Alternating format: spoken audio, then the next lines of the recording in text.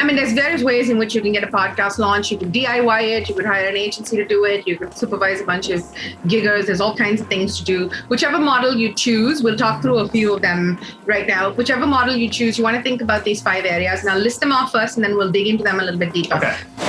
Welcome to the 4 a.m. report. Let's face it, we all have to market. Large or little, it's harder than ever to stand out in a cluttered space of one-size-fits-all and copycat marketing moves. Welcome to the 4 a.m. report, a micro-podcast that brings you valuable conversations with people on the marketing dilemmas keeping them up at night.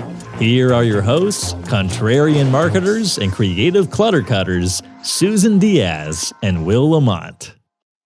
Welcome back to the 4 a.m. report. We have another, I'm assuming this is going to be a short episode, Susan, but it's a good one. It's going to be good tactical information for you. If you are thinking of starting a podcast, you will want to listen right now because we are going to tell you the five things you need for a successful podcast launch. Yeah. So I'll just throw it to you, Susan, to get it started.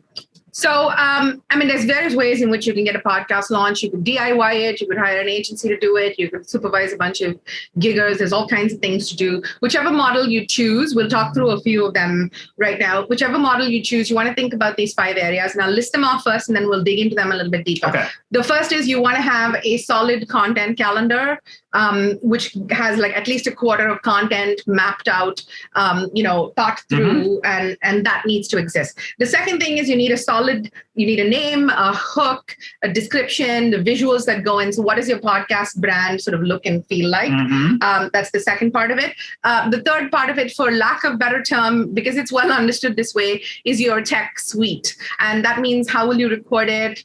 How will it be edited? How will it be posted? Exactly, that kind of thing. And how will it integrate to each other online? And then the fourth one is writing. It's about your podcast does need at the very minimum to have like a set of show notes and descriptions and such like. How do you take that beyond into writing and so forth? So that's the fourth. And then the final one is the relationship and the experience, especially if you plan to have guests on your podcast. Like, how are you getting them to book, and how are you letting them know when the episode is released, and then how are you inviting them to come in and review and so forth, right? So we'll dig into those in a minute. Yeah. Do you want to set us off with the content calendar? Yeah. So if you're going to take the time and effort to do a podcast, and we highly recommend you do, you want to put some time into thinking about it strategically, the episodes.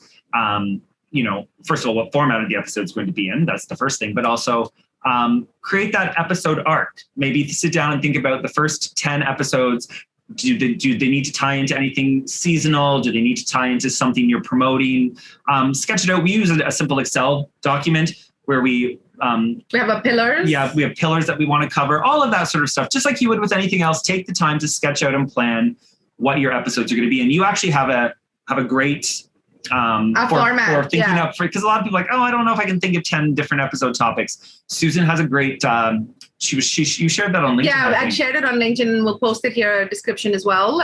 It's a simple Excel sheet, but it's really the columns are 3 pillars. I mean, I would recommend you start with no more than 3. It's tempting to do more, but let's stick with 3. And then the different formats. So whether you want it to be an interview, whether you want it to be a teaching episode, whether you want it to be a panel, and we'll go into that a little bit in our next episode. But so that's really what you want to think about, Yeah. It shows you the gaps, folks. That's what it is, right? When you have a format like that, you're like, I've been talking a lot about this pillar of our messaging, and we haven't actually covered off the second and the third. Or you're like, all of this is like guest, one-on-one hero's journey episodes, and how can we change it up and do something behind the scenes? Yeah. And the second one was that whole, the hook, the name, the visuals, all the shiny object type things that get people to pay attention to your podcast, right?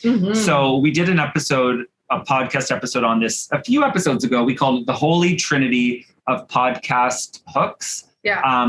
So yes, of course, the content you talk about in the podcast is important, but a lot of people aren't going to listen to your full podcast. They might just know, they're going to know what you're doing by how you promote it, how it looks, how it feels. People do judge a book by a cover, even if it is an audiobook. Yes, they really, really do.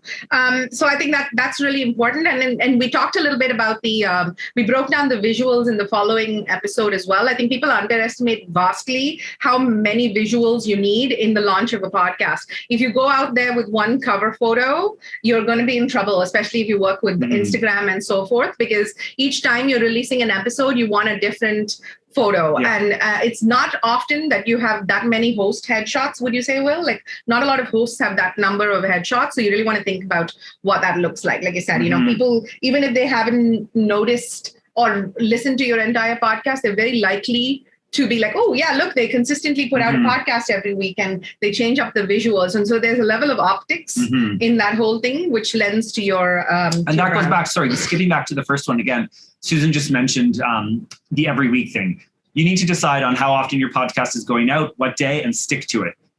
We cannot tell you how important consistency has been to the success of our podcast. Even when you don't feel like doing it, when you think you can skip it, even if you have to repurpose an old episode, make sure you are showing up every week. You will see results, and it helps you make continuous improvement as you go along. It really does. And you want to pick and taking it even beyond date into a time is just an accountability thing. It's not that you have to release it at that time and that people are holding their breath for it or anything, but it's just when you're saying, okay, I'm going to do this at 11 a.m. on Tuesday, gives everyone a common understanding of deadlines and such like. So I think that's a great idea. So we'll go on to number 3 now, the text suite. So the next point that we're going to talk about is what is the technology that you need to get a podcast up and running. At one level, the basic is you've got to have the tools to sort of interact with your guest. If you're having a guest on your podcast, you need something like Zoom. It tends to be the default.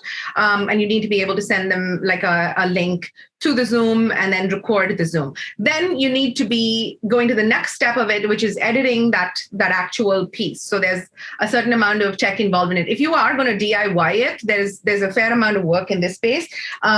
If not, if you are having someone external do it, you want to make sure you know how many rounds and whatever of editing and that kind of stuff. So the sound file itself has to be edited.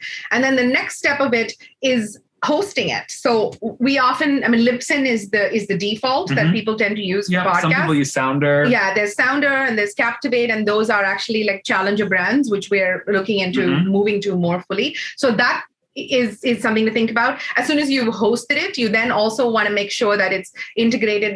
It's on your site. There's a feed, RSS feed to your site. There's RSS feeds to Apple, to Spotify. There's now Google, Amazon, all of the things, right? So it depends on how advanced you want to go, but you definitely want to have it hosted and sent off to at least Apple and Spotify, would you say? Yeah. And then beyond that, we're going to talk about relationship in a minute, but there's a little bit of technology involved there about helping people book their appointments and so forth. But more on that in 1 second.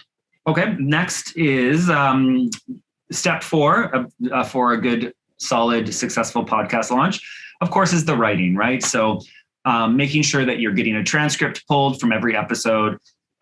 We talk about writing in two kind of ways here. There's the basic, and then there's the advanced. So for basic, you want to make sure you're using that transcript to create show notes. The show notes go up with your episode to explain what the episode's about. You see that little description when each episode goes out.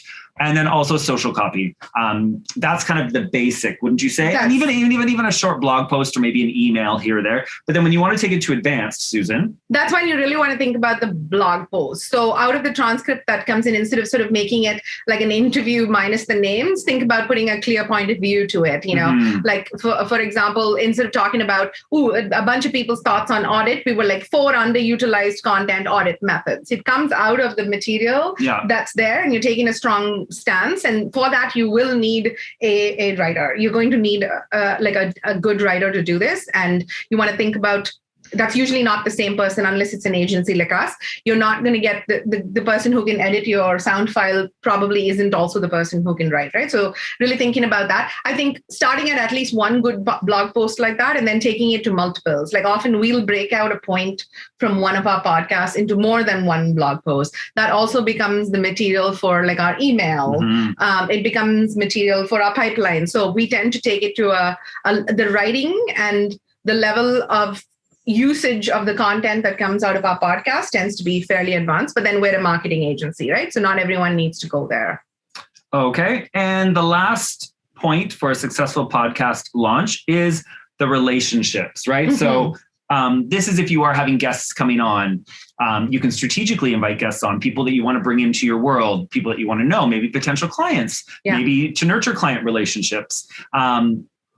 Think about that process of how you're pitching them to come on, or if they're pitching you, how do you interact with them? Thinking through that guest engagement process, I guess sequence is what we're talking about here. Yeah, I think essentially you want to make sure this is easy for them. Like it's a good experience, right? You don't want to go, if possible, avoid the back and forth sort of manual scheduling. You definitely want to have like a Calendly type thing where people can book themselves in, slot off like some specific times where you would do your recording. You also want to make sure that you have an email that's sent out to them with all of the details, so you don't have that panic where like which link and where are we going and all of that. Maybe if you already had a pre-call of some type, maybe you want to put some notes. So all of that makes this like really easy and seamless for them. When they actually get into the recording as well, you have different types of guests. Some people love it and don't need any prep. Some people need a little bit of talking and green room, like mood setting for the interview. So that's something. And then don't forget after, like when the episode gets released, you want to have some sort of email set up to send them a little thank you and some assets from the episode. So really this stuff, it takes a little time to set it up in the beginning. I think the actual steps, but it's worth continuously improving and making it better and better and trying to stay in touch with your guest. You're not hitting on your guest and saying, hey, give me business, but you want to sort of show up in their daily life, in their inboxes, in their feeds and that sort of thing. Yeah. And then basically